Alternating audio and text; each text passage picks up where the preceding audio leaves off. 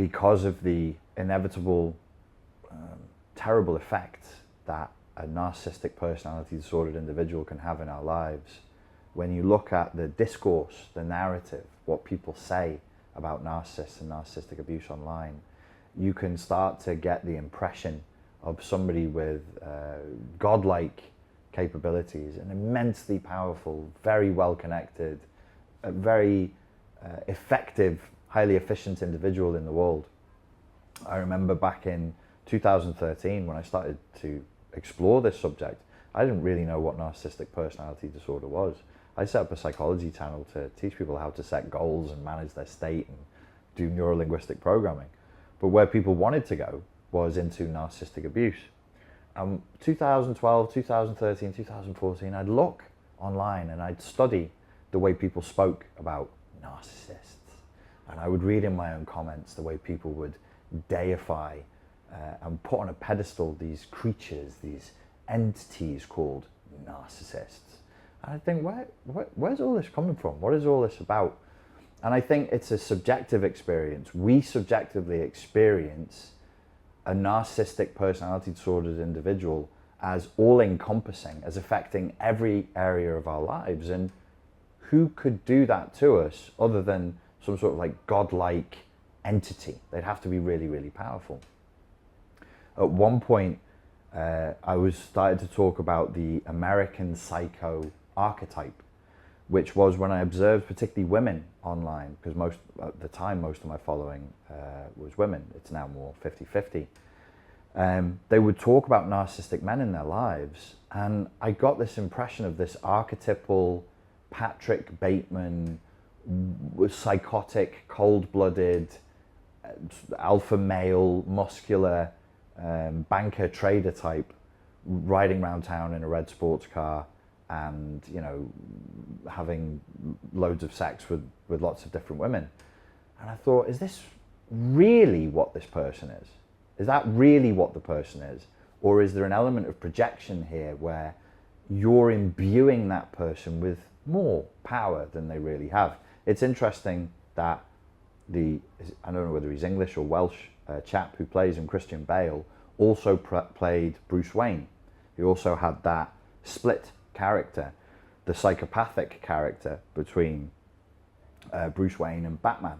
A very, very similar sort of a playboy character to the Patrick Bateman character he played in American Psycho. I've been saying for years, and some people listened and some people not so much, our ideas about the narcissist are a little bit infantile and a little bit infantilizing to us. There is no American Psycho, highly effective chap riding around Gotham in a red sports car doing what he wants with lots of different women, or whatever the female equivalent of that would be.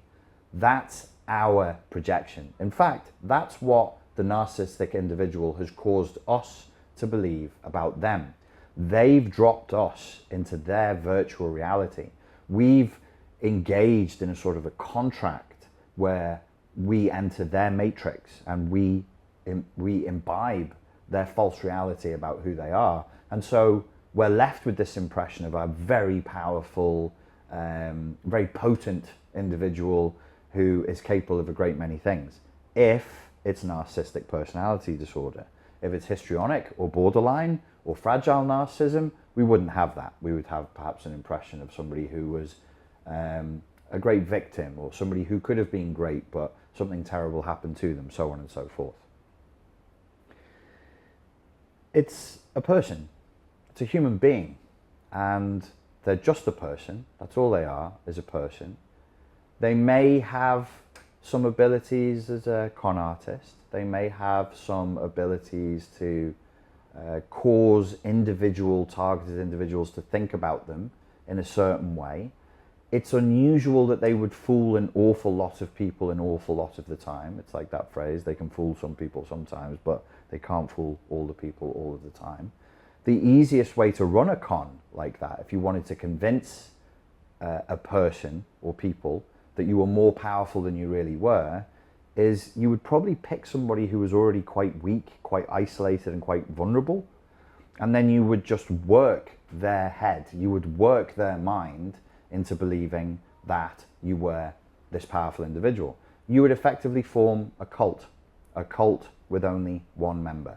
You would have the cult leader, that's the narcissist, and one acolyte, one disciple, that's the target, that's the victim. That's the easiest way to run the con. If they're a stronger con artist than that, maybe they will actually run a cult. They might run a small religion or a charity or I don't know, a YouTube channel or a psychology group, and they might be able to convince more people. But the best way of convincing somebody that you're more powerful than you really are is to focus on somebody who's already isolated, already weak, and work their perception of reality and grind it down. If they're not isolated and weak, you may have to get them in a position where you can isolate them and then gaslight them into a position where they become weaker. All that being said, the narcissist is not powerful.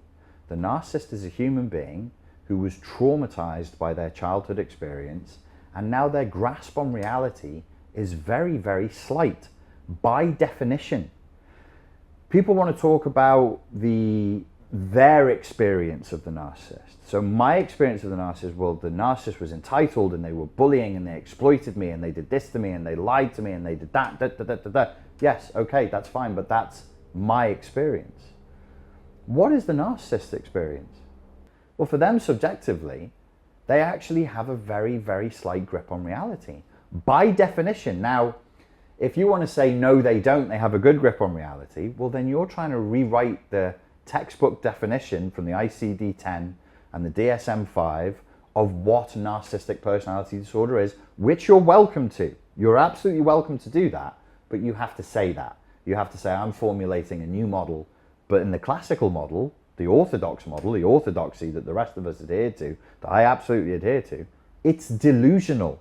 It's delusional. The disorder itself is a delusion, and it's somewhere on a spectrum towards psychosis. It has to be, by definition. Look at it this way. Let's for a moment, don't think of yourself as the victim of narcissistic abuse. Forget about your ex-husband, your ex-wife, your boss, whoever it is. So their experience is a different one. Don't think of yourself as a victim for a second. Think of yourself as a psychologist. And let's talk about the architecture, the structure of the personality. This is a person who lives inside of a shell. They live inside of a story. They've lived inside of a shell story for their entire lives since they were childhood. Terrible trauma occurred in their childhood. The only way that they could survive it was to build a shell around themselves of falsehood, of inaccuracy, of story. It's a narrative, it's falsehood, it's inaccuracy. So the environment is telling them you're worthless and useless and you're a bad object, and they're re-scripting that. They become the director of their own film, which is their life, and they go, no, no, no, no. All that information actually means I'm wonderful, I'm special, I'm unique, I'm godlike. And so they create a shell, and no reality gets in. No reality, no unadulterated reality gets through the shell. The shell wall is porous, it's a porous boundary, but anything that gets in is changed, it's filtered, it's warped by the shield, by the filter that they're using. Inside of the shell, there is a mirror. But the mirror is not an accurate mirror, it's a funhouse mirror. And it projects back to the narcissist's self-observation in whatever permutation of whatever they need to see themselves. Brilliant genius, maligned martyr, oppressed, persecuted savior. You might think this is too strong. I assure you that internally, if we are really talking about a person with NPD, this is genuinely what they think of themselves. And you might say, how could they? This person's a scumbag. This person's done this, they've done this, they've done this. I've caught them lying over here. I saw them steal from this charity over there. Doesn't matter. Because another element that none of us are talking about in the discourse online about narcissism is grandiosity. Delusional, grandiose, insane. They are on a spectrum towards psychosis. And as I said, real feedback cannot penetrate the shell. It's incapable of penetrating the shell. If it is capable of penetrating the shell, that ceases to be narcissistic personality disorder. They may be a neurotic person with pronounced narcissistic traits. But if they can receive feedback that is based on reality and not a warping of reality, that is not deliberately making things inaccurate, which is what they do. They don't just make things inaccurate for you, they make things inaccurate for themselves. The gaslighting process is two ways. They have to live in a filtered, changed, artificial reality that feeds their grandiosity. Feeds. Why? Because another element of the narcissistic structure that we tend to drift away from is narcissistic supply. That's not a person with NPD if they don't require narcissistic supply in order to live. Where do they draw narcissistic supply from? From other people. From the adulation, the obedience, the congratulation, the acknowledgement and validation of other people. So in that regard, you could say, with such a highly externalized locus of control that's entirely reliant on other people and such a weak ego and such a very strong judgmental superego or inner robot, they're effectively codependent. It's a form of codependency. So you think of the narcissist, you think of a vampire, you think of Patrick Bateman in American Psycho, perhaps you think of some femme fatale. You know, these are the kinds of women that I've been involved with, where these are represented cartoonishly in Sin City, the film that they made of the comic book Sin City. These psychopathic, strong, hypersexual, histrionic female archetypes, man-eaters. No, none of them are like this. These are all wounded children. That's our perception. That's us accepting their projection of themselves. They are fragile, they are weak, they are wounded children. Narcissistic personality disorder, I believe, falls on the spectrum of codependency. It's my humble opinion, that's not the orthodoxy. Some would agree with me, some would disagree. It absolutely is a form of complex post-traumatic stress disorder. There's no narcissistic personality disorder without CPTSD. Where does it fall into the CPTSD hierarchy, the CPTSD orthodoxy?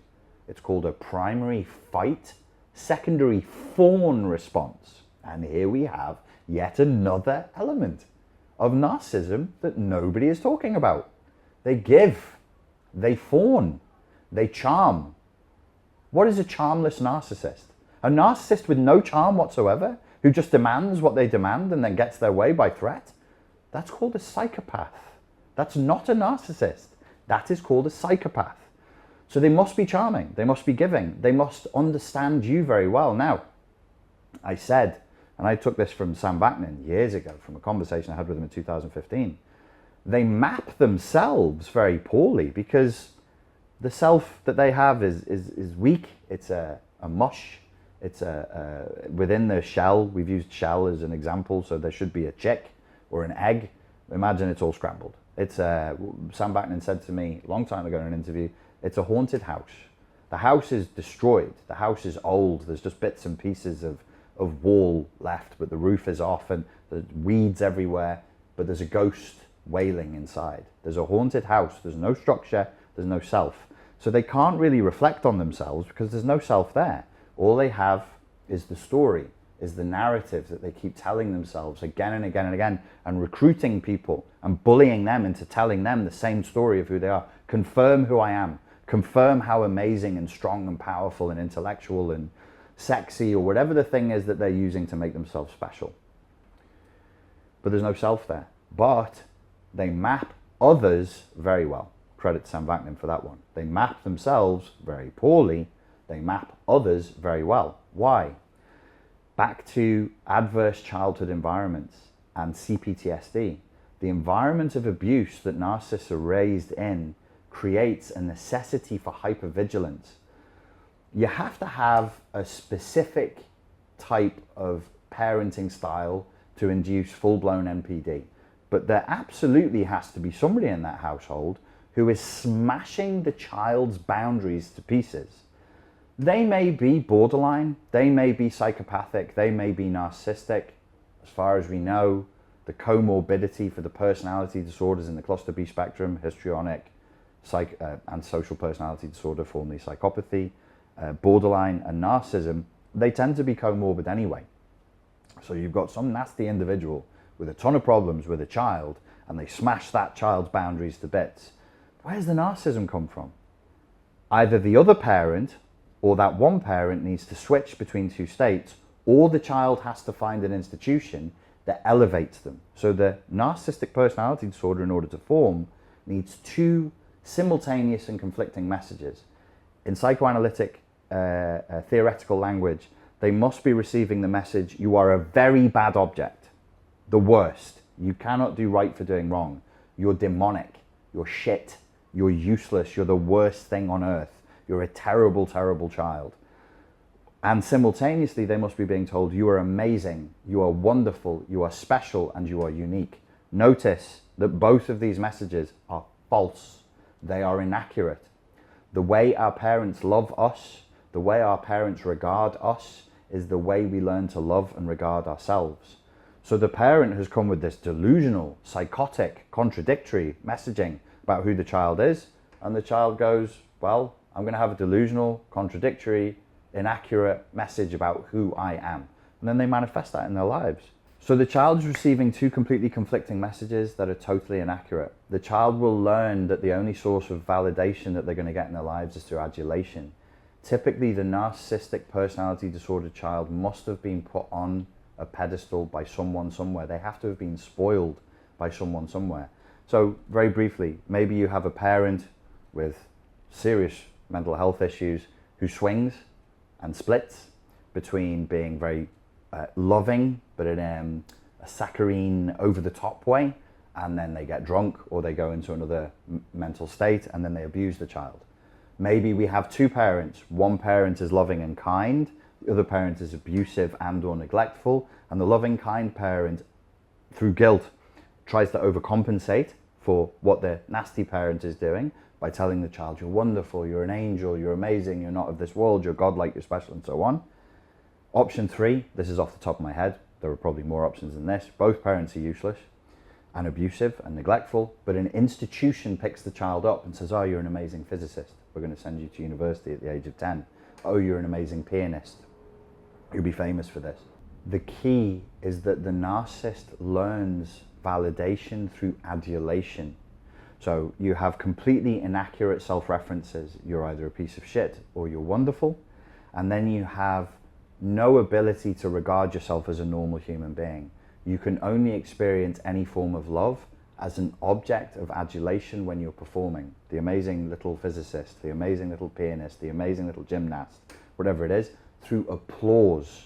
So that means that throughout your life, you'll never learn how to accept a horizontal, equal, fair kind of love with another human being. You'll only ever want to know love in a vertical format, and love to you will be adulation. These are the things I would like people to remember when they're talking about narcissists. You're talking about highly traumatized children.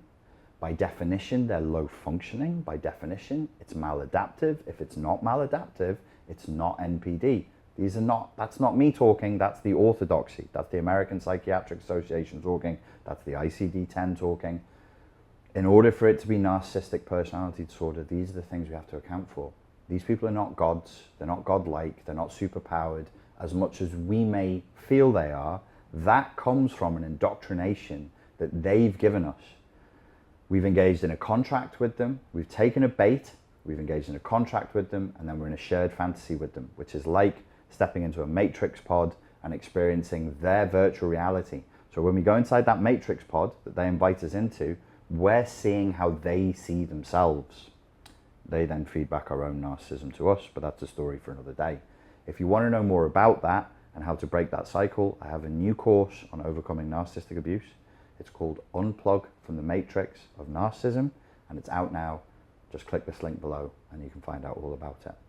Ladies and gentlemen, thank you very much for your time and for your attention, and I look forward to speaking to you again soon. Thank you.